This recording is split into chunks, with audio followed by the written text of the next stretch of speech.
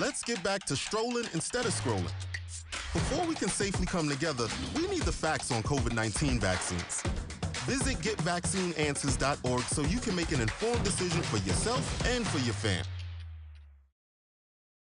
For 200 years, Montgomery, Alabama has been making history by people who had the courage to stand up for change. Today, this riverfront city has been reborn, embracing the past and looking forward to the future. From the National Memorial for Peace and Justice to the stage of the Alabama Shakespeare Festival, this is where history was and is made. We are proud to call Montgomery home, and together, we can be the change.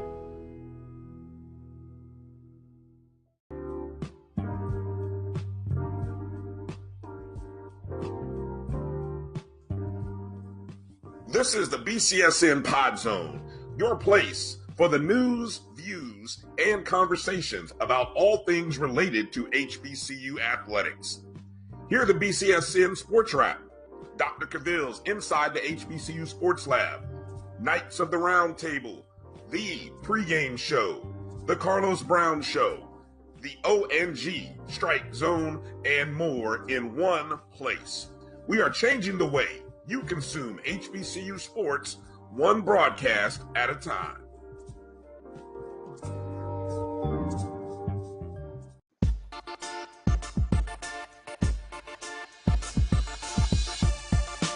That's right, y'all.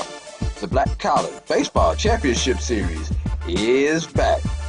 The Black College World Series return May 11th through 15th to a place where so much black history has been made. Montgomery, Alabama, to the home of the Montgomery Biscuit. That's right. Riverwalk Stadium, downtown Montgomery, Alabama. The cries have been heard, and Black College Championships LLC is here to answer the call. No longer will the poll determine our champion, as the top baseball teams from NCAA Division II and NAIA be on the field for Black College baseball supremacy.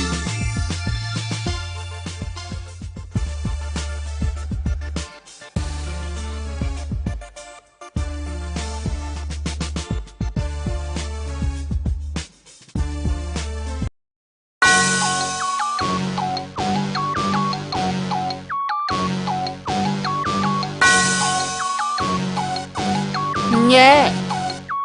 I love my HBCU. And boy, I love it, love it. I love it, love it. I love my HBCU. And man, I hope my team they won one. I hope my team they won one. Yeah, man. I hope my team they won one. I hope my team they won one. I tune into the HBCU Sports Lab to see if my team won or lost. If they lost, I'm quiet as a mouse. But if they won, keep tab. I'ma do the dab, yeah. Dr. Cavil, he know what he be talking about. Mike and Charles, they know what they be talking about. They compress the analytic data with this hip hop. If you know them like I know them, they gon' tell you if your team, if they won or lost, and who the ball. So listen to Professor, yes sir, and pay attention, cause he gonna teach a lesson. This is Dr. Cavil with Inside the HBCU Sports Lab with Mike Washington Charles Bishop. As you see, Mike Washington Charles Bishop, they're out on assignment. So I got the next two best professors in line. I got the clinical professor, visiting professor, that's clinical professor A.D. Drew, and visiting professor Brian Fulford coming back, providing this updates. So welcome to episode 254 of Inside the HBCU Sports Lab radio show and podcast. The show that's covering the sporting HBCU dash for all things HBCU sports, from institutions large and small, from NAIA to the NCAA. We share insights and information on the HBCU sports culture, HBCU athletic aesthetics to facilitate the story of HBCU athletic programs in the business of HBCU sports. I'm your host, Dr. Kenyatta Cavil, along with my guest host, I should say. That's Professor Drew and Professor Fulford. We're filming from our home studios and sending a signal live to our KCOH 1230 AM studios with the Texas Radio Hall of Famer, Ralph Cooper, multi-Hall of Famer, in the beautiful home of Texas Southern University from Houston, Texas. With that being said, Professor Drew, good to have you. Good to be here, Doc. Professor Fulford, how you doing? I'm doing well, Doc. Thanks for the invite back. That means I must have did a good job last week. You got the call back up, so I appreciate it. Cool. Yeah, we called you back up. You said from the bullpen, man, you had to do your 30-day assignment in the minor leagues, but man, they say you're ready. They say you're healthy, you're looking good. I got more than 80 pitches. I got more than 80 pitches in me, Doc, if you need me. The question is, are you going to throw a perfect game? That's the question, Brian.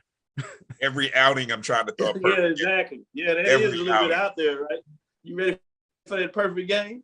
Today's episode of Inside the HBCU Sports Lab is sponsored by THG Agency LLC. THG Agency is a company that provides sporting and educational consulting and data analytics. I want to take a little advantage of being the host, if you would, driving the truck. And I want to shout out to Jerome Jeep Sutton. Always make sure I'm kept up to date on FAMU athletics. I know y'all make sure I'm that as well, but he kind of gives me some of that backdoor information, if you would. And I want to shout out Nia Morgan, FAMU softball player, is doing her thing, particularly because her dad is a lab fanatic. And I know we have a lot of fanatics out there, but I just wanted to give a shout out to dad of Nia Morgan and say, appreciate the support. Continue to give us all the support and love. We really appreciate you in terms of having it in the lab. Before I give y'all a chance to get some updates, let me give it out to some of these other lab fanatics out there, as we like to say, those lab listeners. Willie Bolden, Willie E. Davis, as the Willies are in the house, as you can see. Chuck Hunt is always in the house, checking in from Monroe, Louisiana, as he does most of the time. G. Boom Holler. It's a beautiful day here in Texas. Yes, it's beautiful. Hopefully you all get a chance to get outside. I had some of that sunshine because it's nice. And for all those celebrating a holiday weekend, wish you the best weekend in terms of this religious weekend for many of you all. Karen Griffin, Tuskegee and Clark, Atlanta here. I see you. Varick Williams says, go Jags. Yes, I see the Jags turn it up a little bit over the last couple of weeks in terms of baseball. William E. Davis, when the dark clouds gather on the horizon. I think that has something to do a little bit with FAMU as he has the snakes there. just saying. Thomas Einstein Maddox, two of the evening fellas. Look at that. So just want to give a little shout out there and say that. One other thing, you see I have my maroon on, Texas Southern University. Texas Southern is in the news, making some big news out there. So let me give a little love for that out here. Texas Southern named Renette Skeet, new head basketball coach. She was a offensive coach over there, assistant coach, I to say, at Texas A&M, and she's coming over to lead the ship as the women's basketball program moves forward. With talking about basketball, let's stay there. Johnny Jones, Texas Southern agreed to contract extension. So Coach Jones is extremely happy as he gets to show what he's been doing here in terms of those two SWAC tournament championships, including first 4 wins as well. Big stuff, big stuff. And then going to the football side of things, you got Houston, Texas announced partnership with Texas Southern. Yes, that's the Houston Texans.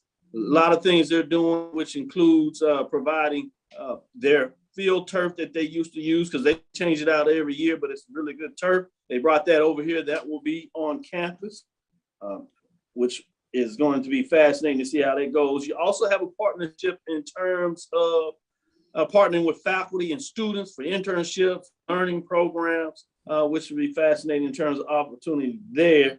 One last thing, since we're on Texas Southern, a lot going on there. My understanding, they've made moves on the volleyball side as well, as you have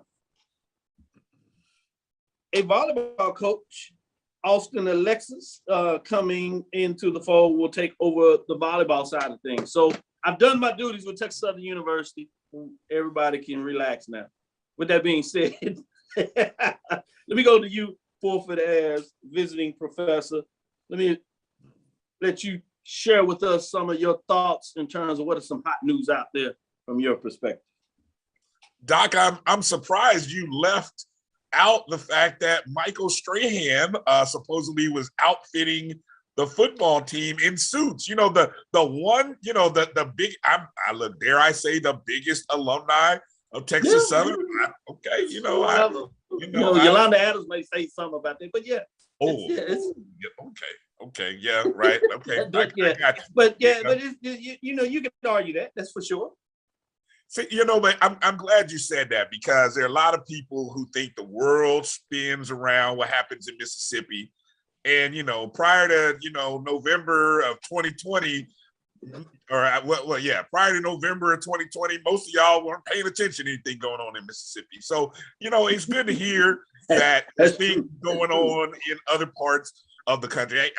You caught me with that, the Houston Texans replacing field turf every year. Wow. That's all I'm going to say. After being on the field in Bragg Memorial for FAMU spring game, man, how, you know, I was like, hey, it's great field turf, but wow, it'd be nice to have it replaced every year. Yes, literally every year. There's two parts of that.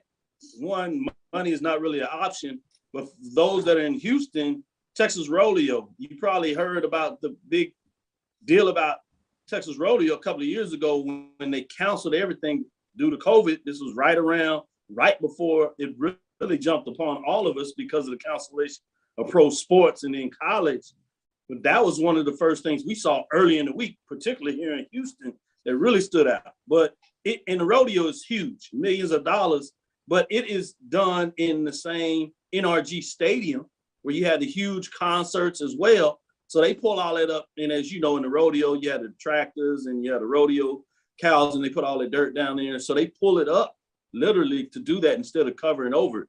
So they just replace it with the new one. But when you had that kind of money, hey, it is what it is. And part of the contract, the Houston Rodeo actually replaces it.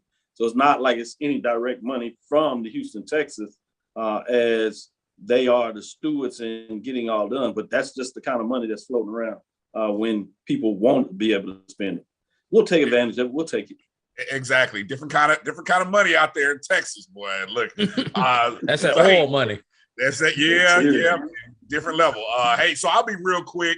Since we're shouting out in our alma maters and our schools, I got to make mention of the hitter of the week and the pitcher of the week in the SWAC, and they are both Rattlers. Now we told folks. Well, we told folks that FAMU was coming over with a strong baseball program. A lot of people were laughing. A lot of people were looking at FAMU back in March saying, oh, the Rattlers looking kind of bad. Well, a lot of things have been resolved. They're pitching the ball a lot better and hitting the ball a lot better. And two of the guys who were responsible for that was hitter of the week, Grant Rowell, and pitcher Hunter Veets. Rowell in 4 games last week, including a sweep over our rival Bethune-Cookman. Had doesn't get much better than that. That's not. On the road, too. On the road in beautiful Jackie Robinson Ballpark. 7 hits, a run, 2 doubles, and a homer, 9 RBIs, batting .368, slugging percentage of .632. Rattlers went unbeaten in that series. And then, of course, the pitcher is Hunter Veets. Pitched 8 innings, struck out 10. He has been the opening starter of the last 3 series, and including today, in which FAMU got a 3-2 victory over Jackson State to open up the series against Jackson State. Hunter pitched 6 1/3, I believe. So he didn't go to full 8 like he had the last 2 days, but he still got us off to a good start. Did give up 2 runs in about the 5th or 6th inning, but we held on to get the win. So FAMU wins game 1 of that series against Jackson State today, 3-2. So the Rattlers are rolling, and everybody in the SWAC better watch out. Like it. Great points. Professor Drew, before we get out of our first break, what kind of news do you want to make sure everybody is talking about today? I'll make it quick. Brian, yeah, I'm a Rattler. I'm proud of our Rattlers who won Players of the Week, but I'm also a Tuskegee Golden Tiger. We didn't win Player of the Week, but we did get nominated. We had a player nominated in softball, Kayla Wright, and Ariana Stoneback was nominated as Pitcher of the Week for the Tuskegee Golden Tigers, who for somehow they have a better record than the number 2 team in the SIAC, but they're listed as the second place team in the SIAC, and even though they won the head-to-head series against the team that's listed ahead of them in the SIAC. Looked like somebody from the MEAC office might have snuck over to the SIAC. I didn't say that out loud. But piggybacking off of what Dr. Cavil said, talking about turf, Tennessee State is considering installing turf at Hale Stadium. You know, Hale Stadium's been offline for a couple of years and, going through the various upgrades with that. But looks like Tennessee State may be going to turf. And when you really look around, most of not only HBCUs, but most football programs in general are going to turf now for their preferred athletic surface. Obviously, you don't have to worry about the buddy track. Helps practice if you don't have a secondary practice facility. So, turf overall it seems to be the trend right now in collegiate athletics and high school. Yeah, but it's easier to take care of in a lot of ways over a period of time. And the field turf has come such a long way that it's really close in terms of safety, in terms of grass. So aesthetics, obviously, grass is great in terms of what it looks like when maintained, the playing surface, and maintain even more importantly, really. But it's so close now, you can see why the cost variance makes a lot of folks make that change and makes that different. With that, let's get into our first break. We'll tease this out. We'll come back and we're going to talk a little bit about the NBA. No, we're not going that far off script. This is NBA based on HBCU, not the current NBA playoffs, if you would, but we'll touch on that just a little bit. Stick with us. We'll tell you as we get that tease, we'll tell you what we really mean. Let's get into this, our first break. We'll be back as we get into, what is that, the third inning? We're just sliding around since Brian is throwing this no-hitter. Second time through the batting order. Second time through the batting order, Doc. Second time through the batting order? Yeah. Stick with us. We'll be right back after this break. Support the Black College Sports Network so we can continue to provide you coverage. Go to myjbn.com/support and be a part of the Black College Sports Tell everybody Network. they can follow their dreams. Oh, that spin class was brutal. Well, you can try using the Buick's massaging seat. Ooh, yeah, that's nice. Can I use Apple CarPlay to put some music on? Sure, it's wireless. Pick something we all like. Okay, hold on. What's your Buick's Wi-Fi password? Buick Envision 2021. Oh, you should pick something stronger. That's really predictable. That's a really tight spot. Don't worry, I used to hate parallel parking. Me too. Hey. Really outdid yourself. Yes, we did. The all-new Buick Envision, an SUV built around you, all of you. The top HBCU programs in the nation come to Montgomery, Alabama's Riverwalk Stadium this May 11th through 14th for the Black College World Series. The best Black college baseball teams in the NCAA Division II and the NAIA will battle for Black baseball's ultimate prize. Games will be streamed live at www.mybcsn.net. Tickets are available now online at www.blackcollegechampionships.com. Let's get back to getting ticks instead of watching flicks. Before we can safely get out there, we need the facts on COVID-19 vaccines. Visit getvaccineanswers.org so you can make an informed decision for yourself and for your crew. Troy, you work here? I'm never not working. Like Head & Shoulders Scalp Shield technology, up to 100% dandruff protection, even between washes. Never not working. Never not working. Never ever not working. Head & Shoulders Scalp Shield, never not working.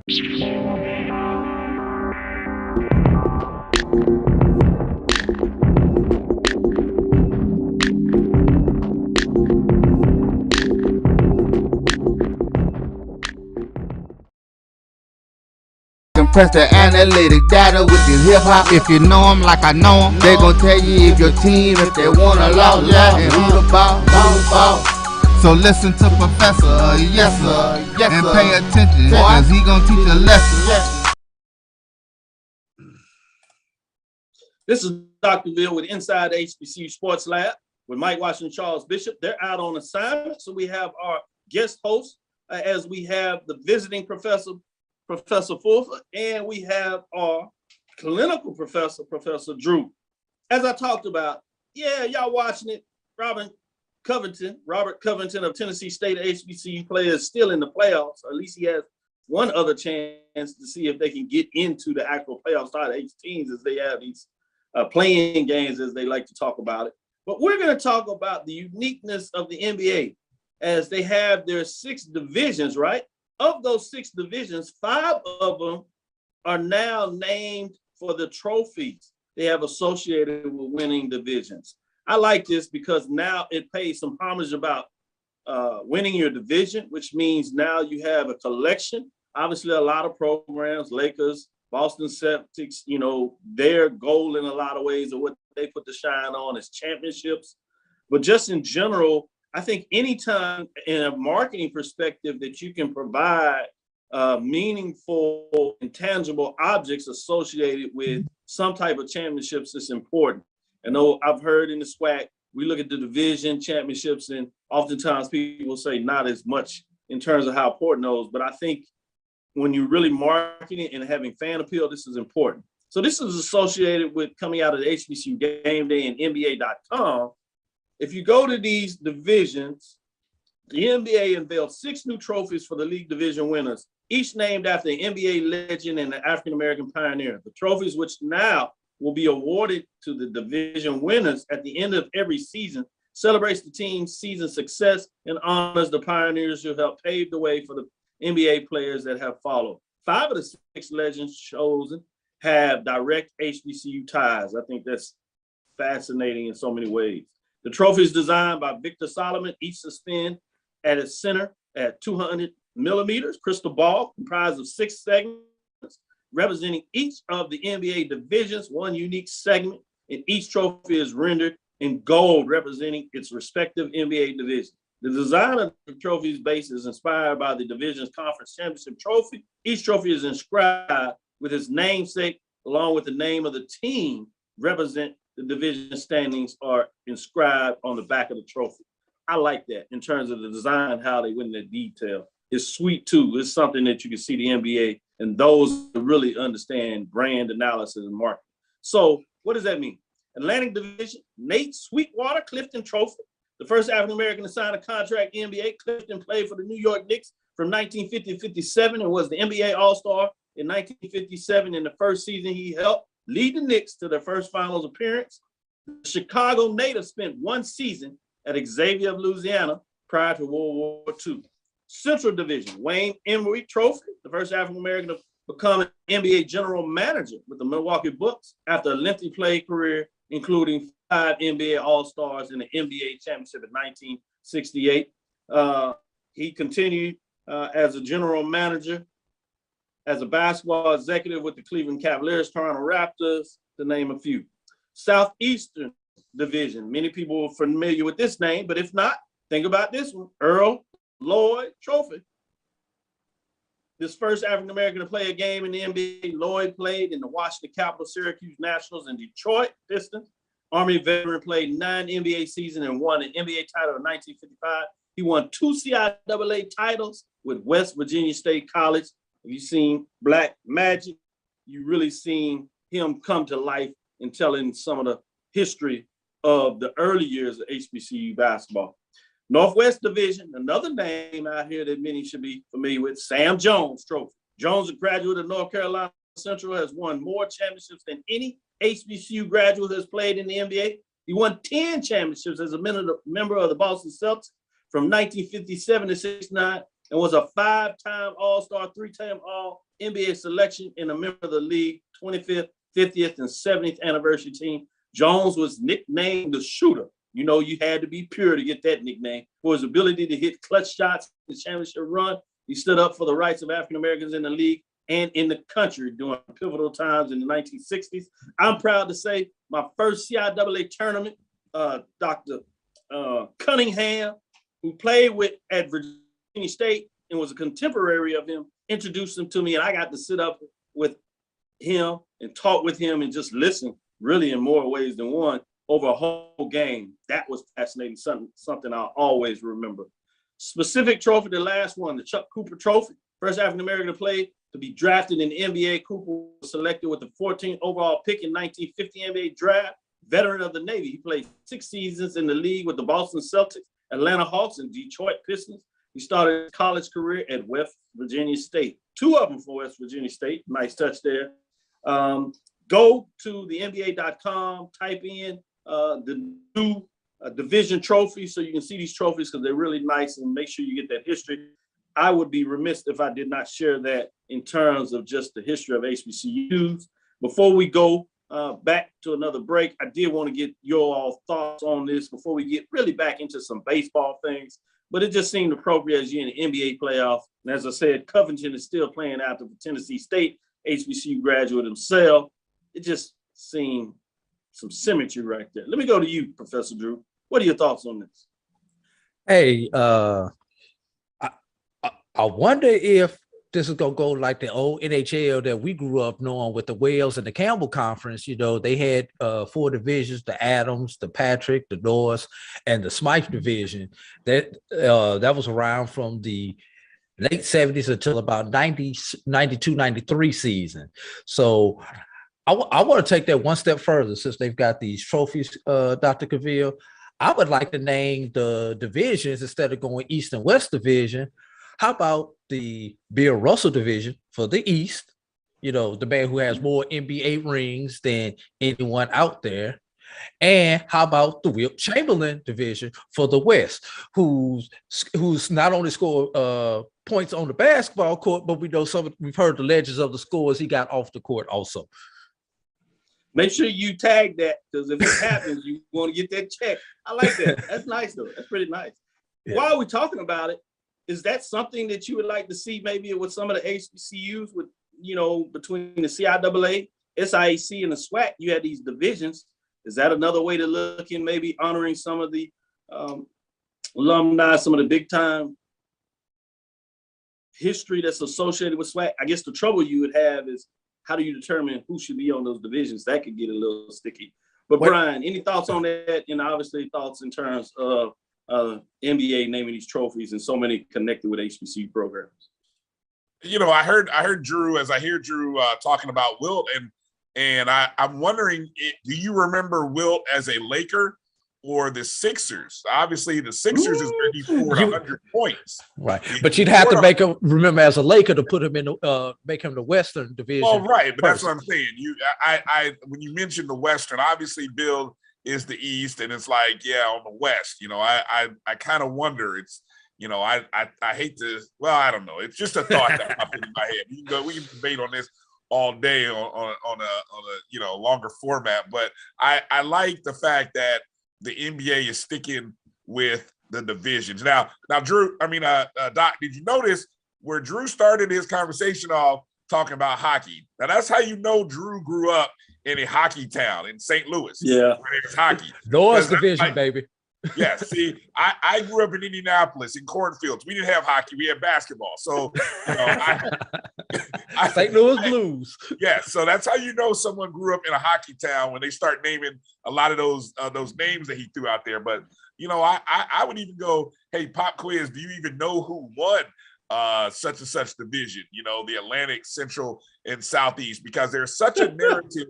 Well, I say that because there's such a narrative by people in media and basketball media to want to abolish the divisions and go strictly to conferences, as if the divisions don't have any meaning. And really kind of the way they've shaped the playoffs these days, it really, you know, the divisions, other than the number of games you play, they really don't factor in. Well, I guess they factor into that respect. If your division is weak, you're adding up wins, because I think you play one more game than the rest of the Eastern Conference and the West. So I hope they stick with the divisions. I would hate to see the NBA abolish these divisions in 5 to 10 years after they've done such a great job of choosing to honor these great individuals. And yes, that trophy looks awesome, by the way. And, you know, so kudos and shout outs to the NBA. Yeah. Great point. And I would think after doing something like this, you would have to think the divisions will be committed to for at least for a while. But great point when you talk about you do all this work and then you have so much momentum, it seems, at least from the media perspective, about just the divisional alignments in terms of each conference, if you would. So fascinating, something interesting to think about what that looks like. Talk about it a little later. I do want to get your thoughts in terms of maybe should that happen, CIAA, SIAC, SWAC. I'll give you some time to think about it because I want to see maybe if you consider a name or two you'd put on a particular division, but we'll save that. Because before we take this break, I wanted to get in this because this is a little interesting tidbit that I saw come across, and I'm not sure how many people paid attention to it because it's just different.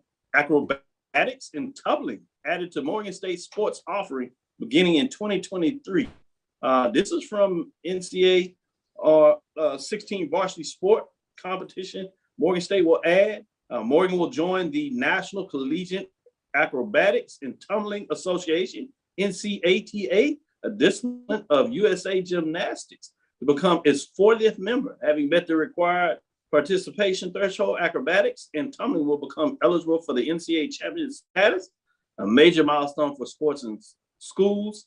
So it's good from the standpoint that Morgan State is opening up and providing new opportunities, but because of their decision, they actually help the NCATA and all the member institutions push this over the threshold for it to become an NCAA sport. And as I said, that means it will be the 16th NCAA sport. So I'm intrigued about that a little bit, just what that may look like. Let's get into this break because I want to come back and really get into some of this baseball talk. I want to see what your thoughts are. We can start a little bit in terms of SIAC, those teams at the top. Don't want to spoil it, but you touched on a little bit in terms of Tuskegee, Albany State, Savannah State as they get ready for the stretch run into the tournament and see what they're able to do. What does that mean moving forward? Also, obviously, talk a little bit about the Black College World Series, where some of these teams will be preparing to play for that in some ways. You all show debuts. I guess you'll get a chance to tell us when people can watch that and how often to watch it, because my understanding, you're going to do a weekly series and walk right up to the tournament, giving people updates of what things are going on, what that's looking like. So we get a chance on the backside to talk a little bit about that. And then obviously we'll close out and go even deeper in terms of the SWAC races, some of the matchups that start. And they start early this week because of the holiday weekend. Instead of doing the Friday, Saturday, and Sunday, you have a lot of teams doing the Thursday, Friday, and Saturday. And we'll get a chance to give you some updates of those games today and what's taking place. So stick with us. We'll be right back after this break. We're going to go into the sixth inning, if you would. We're moving along. Professor Fulford is looking good. Can he keep it up strong? Can he make it to that seventh inning stretch? Let's see what he can do. Shout out to all those listeners out there. Just checking with. Stick with us. We'll be right back after this break.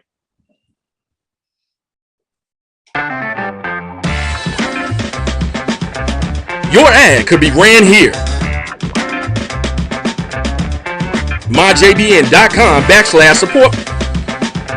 MyJBN.com/support for more information.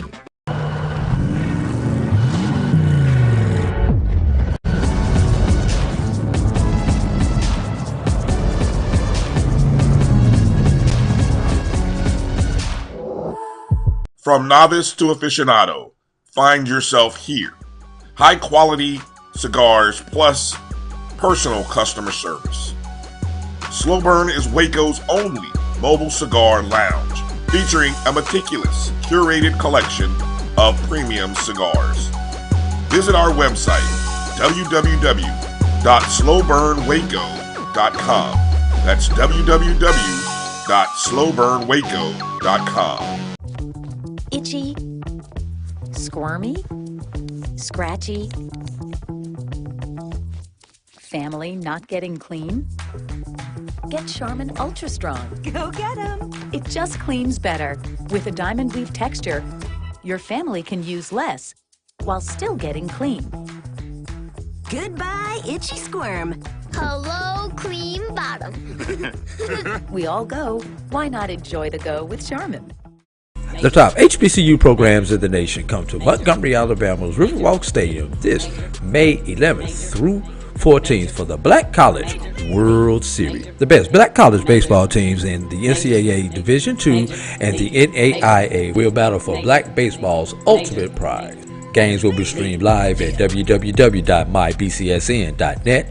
Tickets are available now online at www.blackcollegechampionships.com. Compress the analytic data with your hip hop. If you know them like I know them, they gon' tell you if your team, if they wanna love, and who the ball. So listen to Professor, yes sir, and pay attention, cause he gon' teach a lesson.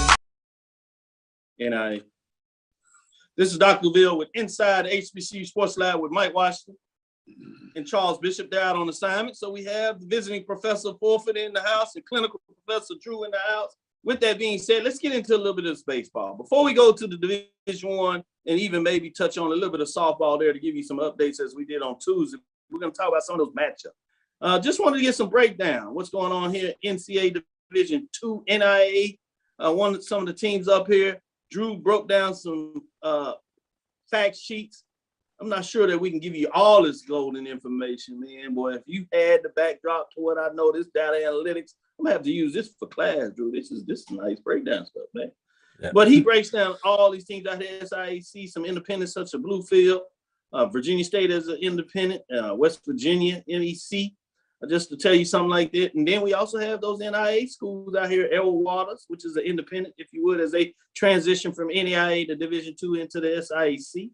Florida Memorial out of the Sun Conference, Harris Stowe out of the American, Midwest, Xavier, Red River, and the rest of them with Talladega as well, of the Southern states, to name a few of them. But just give me some context of what you did when you put something together like this and why it's important, because where does this information go? This is some of the information that's going to be going to the Black College World Series Selection Committee. And what I did, I really took a deep dive because I believe knowledge is power. And with my economic mind, I see numbers, and I tend to see numbers in a way a lot of people don't see numbers. You can qualify something, but when you quantify something, it seems like it's a lot easier for people to make decisions. So that's what I did when I put this spreadsheet together. And this information is obviously it's got your total wins and your conference wins. I took it one step further and broke down our HBCUs and how they compete against other HBCUs outside of their home conference. So for a SIAC team, if they were to play an independent such as a Bluefield State, I've got the record how they've done. It's easy to see what they did against other HBCUs in their conference, but that way we're comparing apples to apples when we go out of the conference. Obviously, I've got the information that we use for our BCSN rankings, and then I took a little bit further. I broke down the teams' records against Division I's, Division II's, and against NAIAs, and even a couple of them that played a Division III school. And probably the most telling stat that I have is, just like they do on the NCAA basketball committee, I broke each team's win down into Tier 1, Tier 2, Tier 3, Tier 4. So, and that's just determined by taking the total number of teams in NCAA Division II, NAIA, whatever, and divided by 4. If you played a team as in the top quarter, that's a Tier 1 win. If you play the team in the second 25, that's a Tier 2 win, and so forth and so on, Doc. So that's the general breakdown. I don't know how deep you want me to get into some of these teams, so I'll just leave it right there for right now. Let me ask a question. So what is more valuable? A 3 wins in Tier 2 or 1 win in Tier 1 and 1 win in Tier 2? That's what the committee will have to figure out. My job is just to provide them this information. So for you, Brian Fulford, what is weird? Because there are some, there are some Division II NCAA teams that have 20 plus Tier 4 victories. Yeah. And a Tier 3 victory but no tier 2 and tier 1s. Now, that could be a product of their schedule, or that could be a product of them not being able to beat those teams. The committee will have to look at those and see why does this team, and I'll throw two of those teams out there for discussion. Albany State has a tier 1 victory, has 19 tier 4 victories. Savannah State, who has the best record of our Division 2s, has 22 tier 4 victories, no tier 1 victories, but 3 tier 2 victories. So you're in the committee. Oh, I love it. You sit down and you figure that out, Mr. Fulford, and make sure you explain your justification. Throw it back to him. That's how you, and make sure you explain your justification, 250 words to the dean, so that he can grade your analysis appropriately. Did he say I was on the committee? I didn't think I was on the committee. You're not on the committee. You're not on the committee. Okay, right. But I'm saying if you were on the committee, that's what you would. No, we're gonna give you a quiz though, like you were on the committee. We getting into the 7-inning stretch, and you throwing too many balls there. And I think you threw one close to Drew, and Drew looked at you. He had the bat. It looked like he was coming towards you. We had to shift him off. Catch stepping in right now between us. Exactly. Just letting you know. So we got that. We got Mike with the data points. Now we got Drew with the data, with the analytics. Man, this is just beautiful. Hey, where can you get that? Anywhere else but inside the HBCU Sports Lab. Let's get back to it. Get into this break so we can get into talking about some of the SWAC matchups this weekend. Great information in terms of what you can expect as we get into the Black College World Series. Again, check out Brian and AD weekly as they provide you the road to the Black College World Series every Wednesday. Obviously, you know about their show on Sunday. They continue to give you great information and insights that you can't get anywhere else. And like many folks, they talk about the Division I. You're going to get it across all divisions, NAIA, NCAA Division II, and Division I. Obviously, football is FCS. Stick with us. We'll be right back after our last break. We're getting into the 7-inning stretch. We'll see if Brian can close it. He's close to doing a no-hitter. He's looking a little tired. Should we pull it, Drew? Should we pull it? Or are we going to let him make it? Don't walk nobody. That'll work. Stick with us. We'll be right back at this break, and we'll get into some of these matchups between the MEAC and the SWAC, giving you what to expect the rest of this weekend, give you some updates of what's taking place today, of what scores and information we get. Stick with us. We'll be right back as we get into the 7th-inning stretch. You see, Head & Shoulders has scalp shield technology, protects against flakes, even between washes. It's never not working. Kind of like us. Number 15? Never not working. I don't like this one. Me neither. Let's get out of here. Head & Shoulders scalp shield, never not working.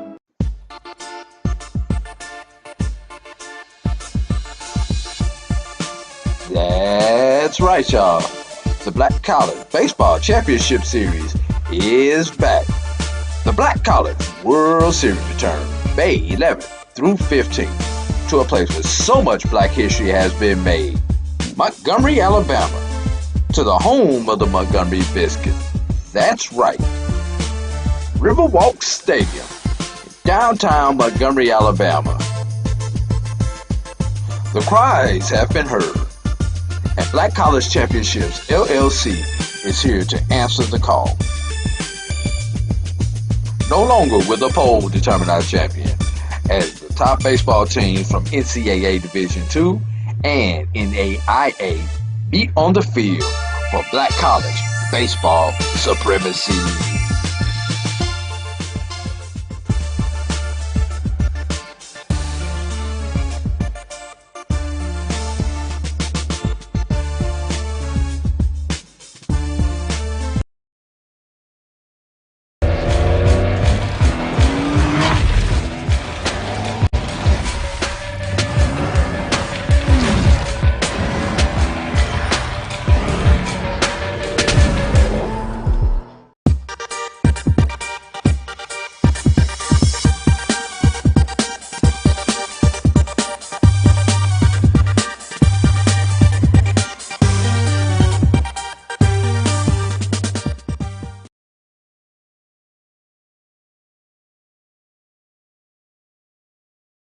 Press the analytic data with your hip hop. If you know them like I know them, they gon' tell you if your team, if they wanna law, and who the ball.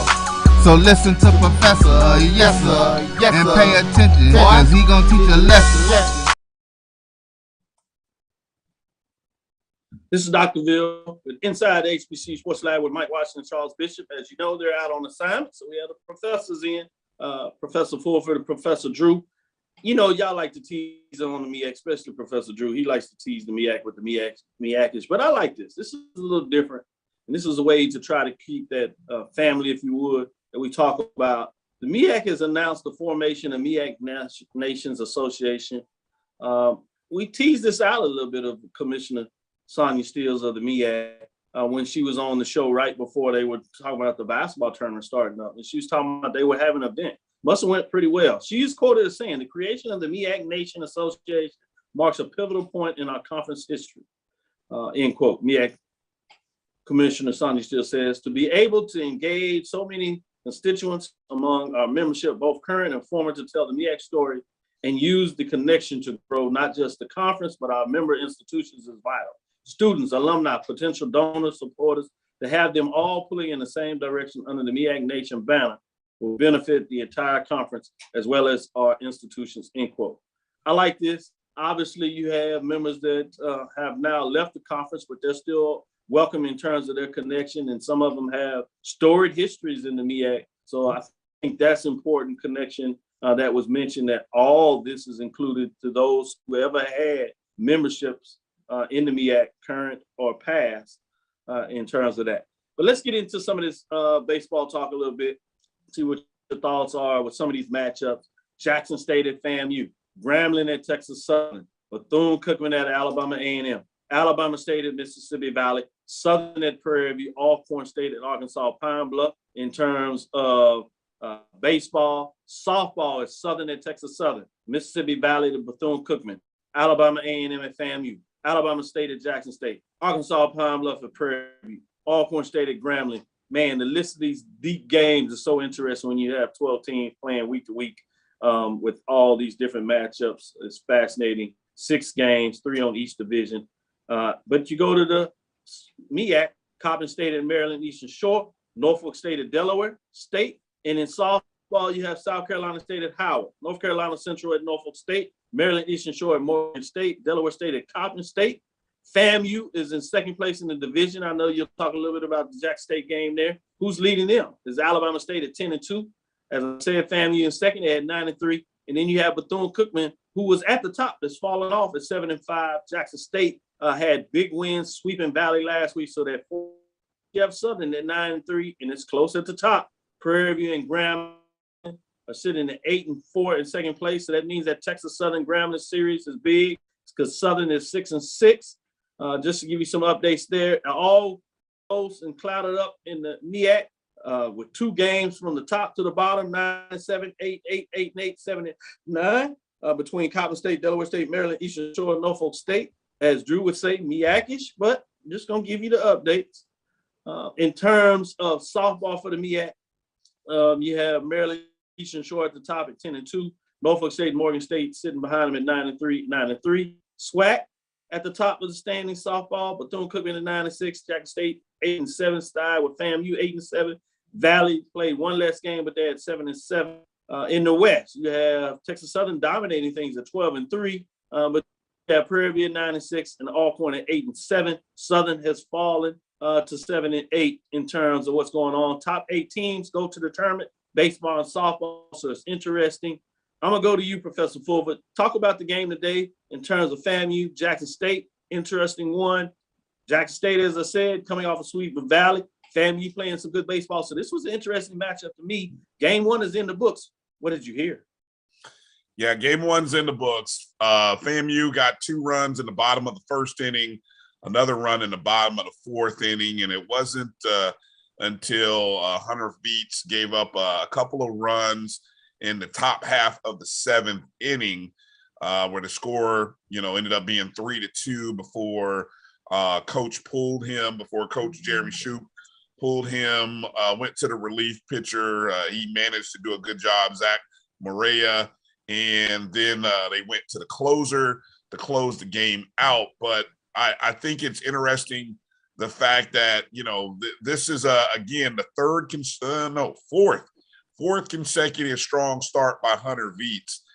And, you know, I'd really have to do a deep dive and kind of looking what other pitchers are in the SWAC having the kind of performance, but he's shaping up to be pitcher of the year. It's still a lot of baseball, a lot of weekend series, but, you know, show me a guy who's as dominant as he has been in the first half of games so far. And so Hunter's doing a great job.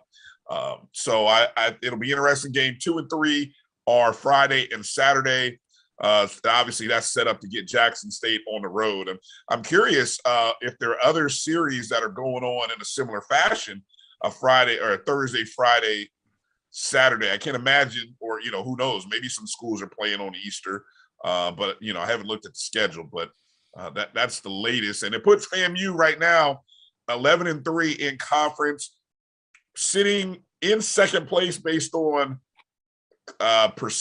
win percentage, but first place in terms of wins. Yeah, give you an update as you said it. I know Texas Southern and Grambling. In fact, according to the stats out here, top of the fifth, Texas Southern's up 3-2. You have a late game between Bethune-Cookman at Alabama A&M. They're a 7:00 game. Those are all Thursday games in terms of schedules that have been moved up. The rest of them are starting Friday, Saturday, and Sunday. When you talk about some of these other matchups, Alabama State at Valley, Southern at Prairie View, in terms of that game being in Baton Rouge. So it's actually Prairie View at Southern, I should say. And then you have Alcorn at Pine Bluff in terms of that matchup. Let me go to you, Professor Drew. What are some of the big matchups that you're looking for this weekend in terms of what you're hearing these schedules thus far? Can we get some separation in the BAC? Looking at the scores, because the BAC also began their weekend series today in honor of Eastern. Maryland Eastern Shore defeated Coppin State 7-6, and Delaware State defeated Norfolk State 13-6. So taking a look at the current BAC standings, April 14th at 7:53 Eastern, 6:53 Central Time. Delaware State, Coppin State, Maryland Eastern Shore, all are tied at 9-8, with Norfolk State at 7-10. Tiebreaker offense. Are you running analytics like I do? Somebody needs to be running some analytics. And there is still the possibility that you could have 2, 3, or 4 of these teams with a 10-10 record.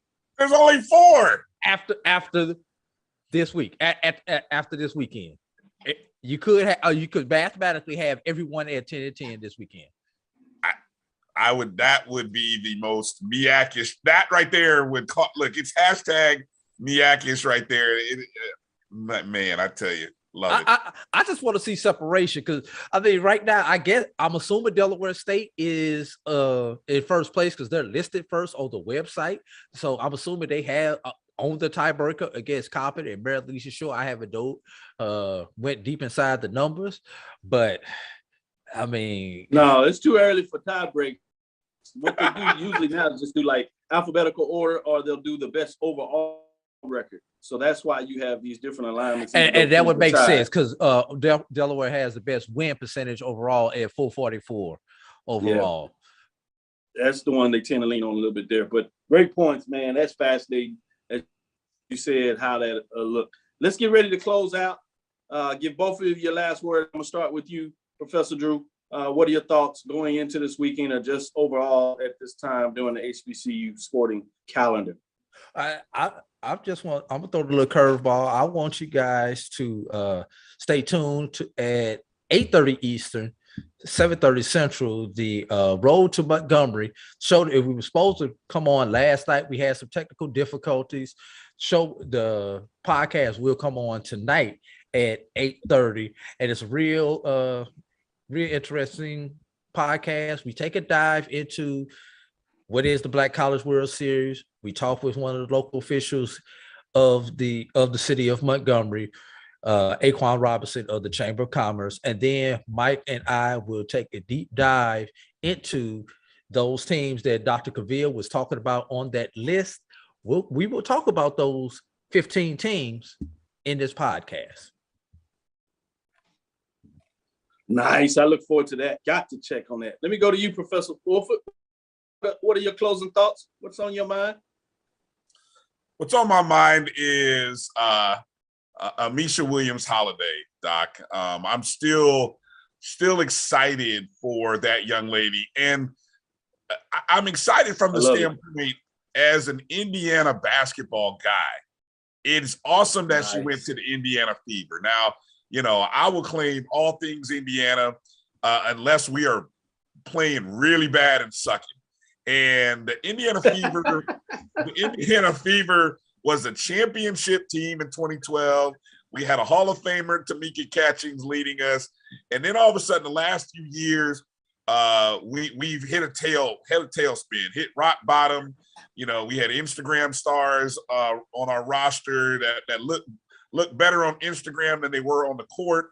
And so, you know, my excitement for the team had really waned. But now, given the fact that this team not only had 4 draft picks in the first 10 selections of the draft, they went out and took a local star from the state, but then they also went and grabbed Williams-Holiday. And I was listening to an interview with the head coach, and she's been coaching for like 50-something years. Lynn, oh my God, the name strikes me. But anyway, she's been coaching for 50 years. And I heard her say the biggest difference that all of these young ladies are going to have to deal with. I mean, this is a team that came in saying they needed front court help. So Williams-Holiday is getting an opportunity to go in and show how physical and what type of post players she can be for an organization that needs solid post work, solid post players. She talked about the physicality being the biggest difference. So I'm hoping that she gets an opportunity to make this roster, be a part of I don't know if they do 15 women rosters or if it's just the 12, but if she gets an opportunity, which I think she will get an opportunity to possibly maybe be that 10th, 11th, or 12th person, I hope she takes advantage of it. I mean, it's a great story without a doubt, but to sort of complete it and to really write that last chapter and put that period on the end of this section of the book, I want her to make that team. So all the best of luck to Amisha Williams-Holiday in my hometown of Indianapolis, Indiana. Basketball city, basketball. That'll do it for us. As I get ready to get out of here and get to McGregor Park, see if I can catch the end of that Texas Southern Grand going on there on my way home. Thank you for listening inside HBCU Sports Lab. Make sure you share our podcast with your friends and colleagues. I am Dr. Kenyatta Cavil, the Dean of HBCU Sports, coming from inside the lab in the College of HBCU Sports with Mike Washington, Charles Bishop. Hope you enjoyed the visiting Professor Brian Fulford, the clinical Professor A.D. Drew. Again, we want to thank you for listening to Dr. Bill's Inside the HBCU Sports Lab with Mike Washington, Charles Bishop, every Tuesday and Thursday at 6 o'clock Central Standard Time right here. Look forward to this, as we'll be back next week giving you the updates of what took place this past weekend and what's coming up in the next. From me, Dr. Kenyatta Cavil, on Twitter, Facebook, and Instagram, that's DrKenyattCavil, inside HBCU Sports Lab 1. Of course. Brian? Lecture. Dismiss. We'll holler.